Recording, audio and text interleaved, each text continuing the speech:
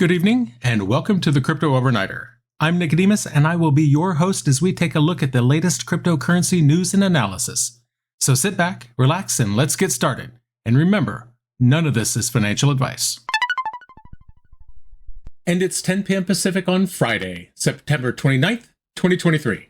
Welcome back to the Crypto Overnighter, where we have no sponsors, no hidden agendas, and no BS. But we do have the news, so let's talk about that. Tonight's episode delves into the ever-tightening grip of regulation on the crypto world, from the U.S. House's latest attempt to centralize off-chain transactions to the SEC's perpetual game of keep away with Bitcoin ETFs. We're also looking at the legal battles surrounding stablecoins, Coinbase's regulatory win in Bermuda, VanEck's aggressive push into Ethereum ETFs, and a fascinating development in the blockchain-based digital identities straight out of Buenos Aires. Hold on to your seats, it's going to be a ride through the labyrinth of control, resistance, and the fight for financial freedom. U.S. Representative Don Beyer, a Democrat, is the man behind a new U.S. House bill targeting off-chain crypto transactions. His goal? To force crypto exchanges to share off-chain transaction data with centralized repositories. Repositories that regulators like the CFTC and the SEC can access. Now, why does this matter? A lot of crypto transactions happen off-chain, within major exchanges. These transactions are recorded internally by the companies, not on public blockchains. Beyer's bill aims to change that. It wants these transactions to be reported to regulated repositories. This data would then be available for scrutiny by agencies like the Commodity Futures Trading Commission and the Securities Exchange Commission. Beyer isn't acting alone. He's been in talks with Republicans to merge this idea into their market structure bill. But the Senate? That's a completely different story. The Senate has been a brick wall for any major crypto legislation so far.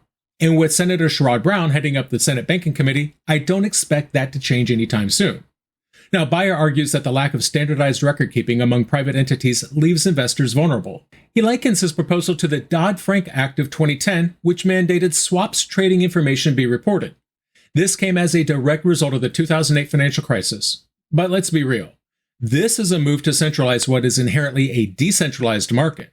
It's a way for the government to keep tabs on transactions that were designed to be private. This bill is complex and costly. It aims to shine a light on the inner workings of digital asset platforms. But will crypto-friendly Republicans back it? That's the million Satoshi question. Republicans control the House and have their own crypto agenda. They've shown a willingness to move forward without bipartisan support. And frankly, I'm not sure that the abject lack of privacy to be found in the bill will sit well with any small government-minded individuals of any party. This bill mandates that off-chain transactions be reported within 24 hours to a CFTC-registered trade repository. This is similar to rules for securities and swap transactions. It's a common-sense measure, according to Beyer. He claims that this will restore transparency and confidence in the digital asset market. Now, first off, this bill is a clear attempt to centralize what is fundamentally a decentralized technology. While the aim is theoretically to protect investors, the method is questionable. Centralizing off-chain transactions into repositories accessible by regulators is a move that could stifle the very essence of what makes crypto appealing: decentralization and privacy. Moreover, this bill seems to be a Democrat-led initiative and a House controlled by Republicans who have their own crypto agenda to push. This makes the bill's future uncertain. So between that and the lifeless state of the Senate where crypto is concerned, the odds of this bill passing in its current form are slim. The bill also raises questions about the government's role in crypto. Should the government have this level of oversight? Many in the community would argue that this goes against the ethos of cryptocurrency, which is built on the principles of decentralization and individual freedom. Now, shifting gears from the House's attempt to centralize off-chain transactions, we're setting sights on the SEC's ongoing tangle with Bitcoin ETFs. If you value your financial autonomy, you need to hear this. In the meantime, smash that subscribe button and turn on notifications.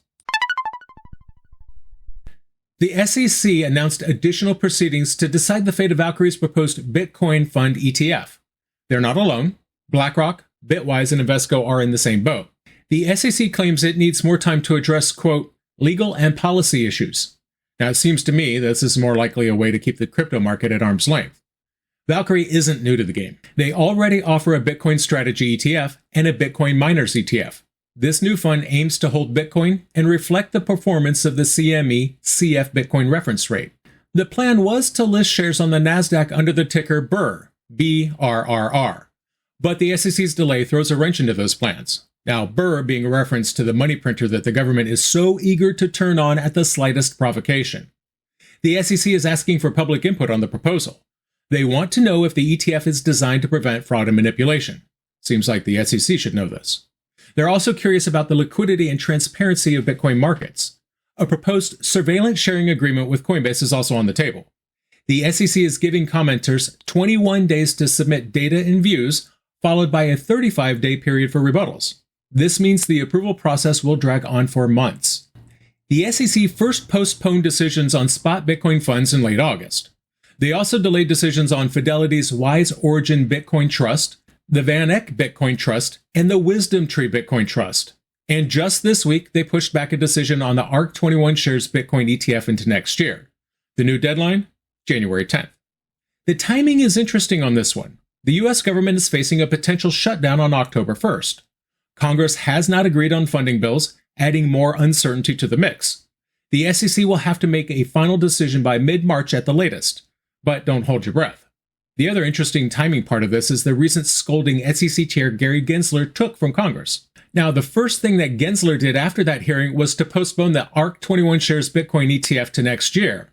I'm not sure the HFSC had quite the effect on Gary's behavior that they wanted.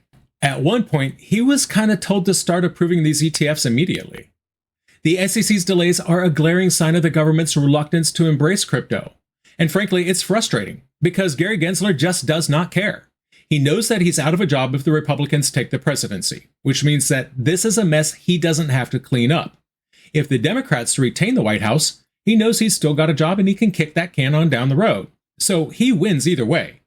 Moving from the SEC's ETF cold feet, we plunge into a courtroom drama starring Circle and Binance. This is where stablecoins take the stand. If you're loving the deep dives, don't forget to like and share this episode. Circle, issuer of the USDC stablecoin, intervened in the SEC's ongoing case against Binance. Why? To argue that stablecoins like USDC and Binance's BUSD are not securities. The SEC charged Binance with multiple violations. They claim that Binance's stablecoin, BUSD, is an unregistered security. This case could set a precedent for how stablecoins are regulated in the US, which is why Circle's getting involved, because Circle isn't having it. They filed an amicus curiae, a friend of the court brief, to back Binance. Circle argues that stablecoins tied to the dollar cannot be securities. Why? Because they don't meet the criteria of an investment contract. Users don't expect to make a profit from holding these stablecoins. They're used for payments, not investments. Now, who's behind Circle's legal move? None other than Heath Tarbert. He's Circle's chief legal officer and former chair of the Commodity Futures Trading Commission. That's right, a former commodities regulator is challenging the SEC's authority here. Now, Binance isn't backing down either. They filed to dismiss the SEC's case, claiming that the regulator is overstepping their bounds. They argue that the SEC is trying to wield authority over digital assets without proper authorization from Congress. So what's at stake?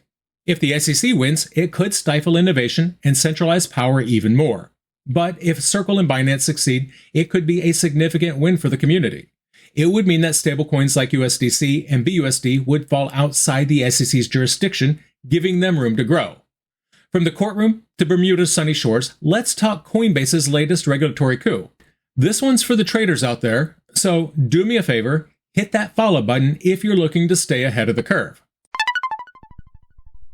Coinbase just received regulatory approval from Bermuda's monetary authority to offer perpetual futures to retail customers outside the US. Perpetual futures are a type of derivative market that operates continuously without expiration. These instruments have gained significant popularity among retail investors due to their ability to facilitate leveraged trading with lower upfront capital requirements. So what Coinbase is doing here is tapping into a market that's been largely dominated by Binance. Now here's the kicker. Coinbase isn't just entering the market, it's entering with regulatory approval. In a world where Binance is facing scrutiny from regulators worldwide, Coinbase's move could be a game changer. The company has emphasized its commitment to safety and regulatory compliance, making it a reliable alternative for investors seeking secure trading environments. Coinbase's international exchange was launched earlier this year in May, targeting institutional investors outside the US. The platform has now expanded its offerings to include perpetual futures contracts. This is part of Coinbase's broader strategy to solidify its position as a trusted and reliable platform for crypto trading. The company has also been proactive in addressing regulatory challenges. Despite facing a lawsuit from the SEC over allegations of operating as an unregistered securities exchange, Coinbase has continued to expand its presence beyond U.S. borders.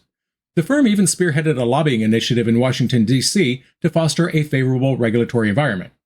Coinbase's entry into the perpetual futures market poses a direct challenge to Binance's dominance. It also opens up opportunities for retail traders to enter the crypto derivatives market, which has been predominantly the domain of institutional players. Coinbase's regulatory approval to offer perpetual futures to retail customers outside the U.S. marks a significant milestone in its expansion strategy. By entering this lucrative market, the firm aims to gain a competitive edge over industry leader Binance while solidifying its reputation as a trusted and secure platform. All right, you've seen Coinbase's strategic maneuver. Now brace for VanEck's Ethereum onslaught. If Ethereum's your game, leave a comment below. We mentioned VanEck earlier when we were talking about the SEC and spot Bitcoin ETFs.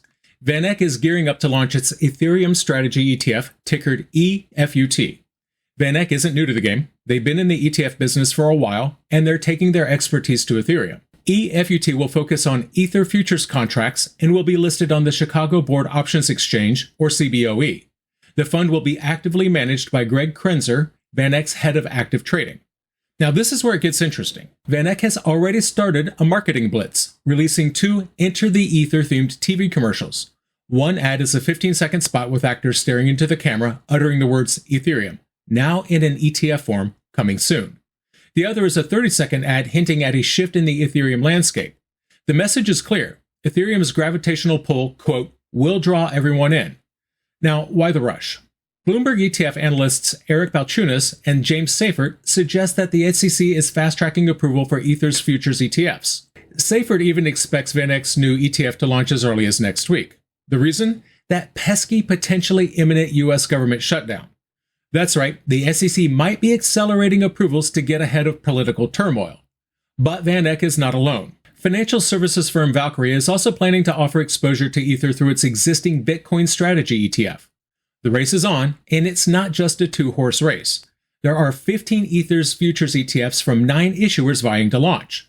This is going to be a marketing war like we've never seen, especially when spot Bitcoin ETFs get the green light. So what does this mean for retail crypto? It means options. It means exposure. But most importantly, it means that Ethereum is becoming too big to ignore, even for the powers that be. From Ethereum's corporate evangelists to the grassroots of Buenos Aires, this next piece shows how blockchain isn't just for the big players, it's a tool for the people. If you're all about decentralization, make sure to share this episode far and wide. I chose this story because I spent a while at my day job exploring digital identities for my agency. Looking at what digital identities are, what they mean, their benefits and their pitfalls, and as they would apply to us. When I saw this story this morning, I knew I had to go with it. I was reading about a groundbreaking development from Buenos Aires, Argentina. The city government is launching a blockchain-based digital identity service. Now, this is a prime example of how blockchain technology is disrupting centralized systems, including government-issued IDs. The service is built on Matter Labs' ZK Sync era rollup and is known as Quark ID. This protocol partly relies on technology from Argentina-based startup Extremian. Starting this October, residents of Buenos Aires can download the Quark ID wallet and claim personal identification documents like birth and marriage certificates. That's just the tip of the iceberg. In November, the local government plans to roll out more credentials, including proof of income and academic attendance certificates. Buenos Aires City Government Secretary of Innovation Diego Fernandez stated that this digital trust framework aims to return control over data to individuals. This is a direct jab at centralized systems that hoard your personal information. The documents are issued as verified credentials and are stored on your device, accessible only to you. This is what taking back control from centralized authorities looks like.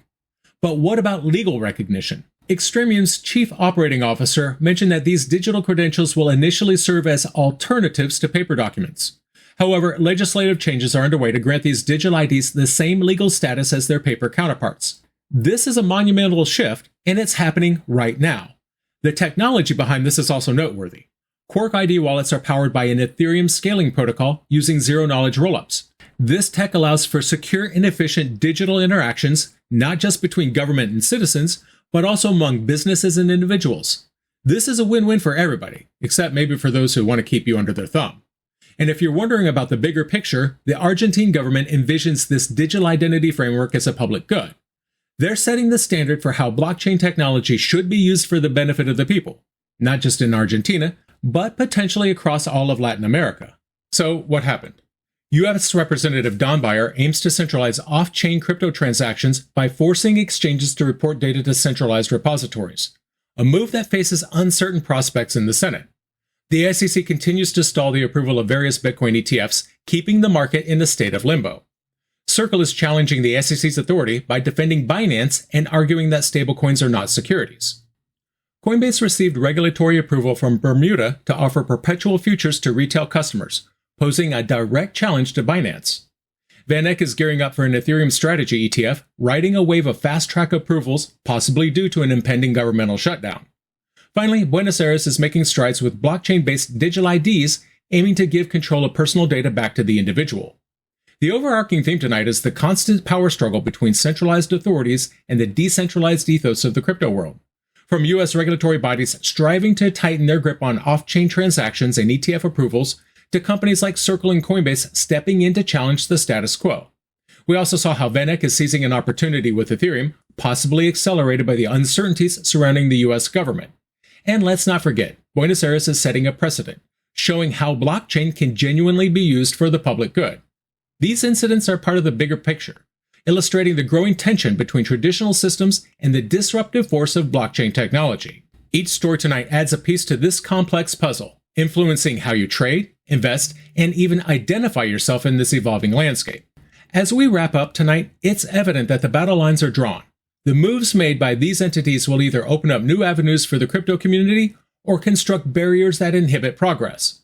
What's certain is that the crypto landscape is increasingly intersecting with traditional systems, for better or worse. And that's going to do it for us tonight. I want to thank you, my listeners, because when you stop listening, I will stop talking.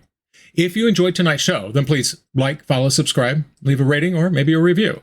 And in the meantime, we'll see you tomorrow night.